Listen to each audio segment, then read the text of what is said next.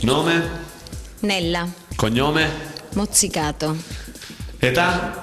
Età, se si può dire, dai, me li porto bene, penso. 48.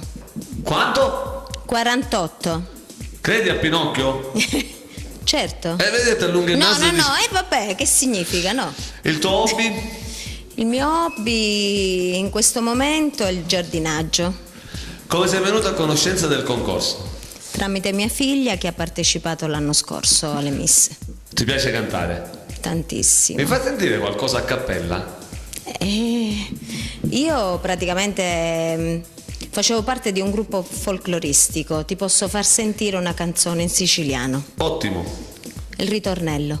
Come l'una biduzza non fari, venitini per sempre con mia, io non amo, non cerco chi tia, lume cori felici si fa.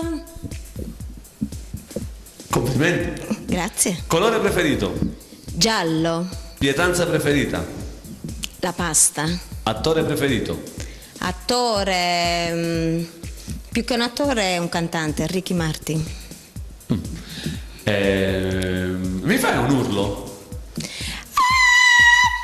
Quello è un acuto. Un urlo di paura. Mi fai una smorfia? Conosci lo Secchino d'Oro? Certo. Ti ricordi qualche ritornello? 44 gatti in fila per 6 col resto di 2 si unirono compatti in fila per 6 col resto di 2. Personaggi storici preferiti? Cavour. Personaggi viventi preferiti? Cossiga. Quante ore al giorno guardi la TV? Pochissimo, non ho tempo. Leggi tanto?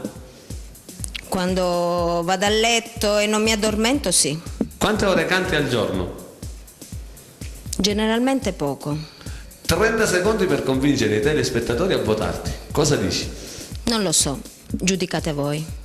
Fatti Io una mi domanda. presento e quindi poi sarà il pubblico a giudicare. Fatti una domanda e datti una risposta. Hai avuto coraggio ad arrivare fino a qui, dopo tanto tempo che non cantavi più. Vabbè, io sono venuta qui per divertirmi. Ci fai un saluto? Ciao. Una piroetta? Come? Una piroetta? Come una una pirouetta? Sì. Sì. Ma come così? Gira su te stessa? Ah, Olè! Ciao! ciao.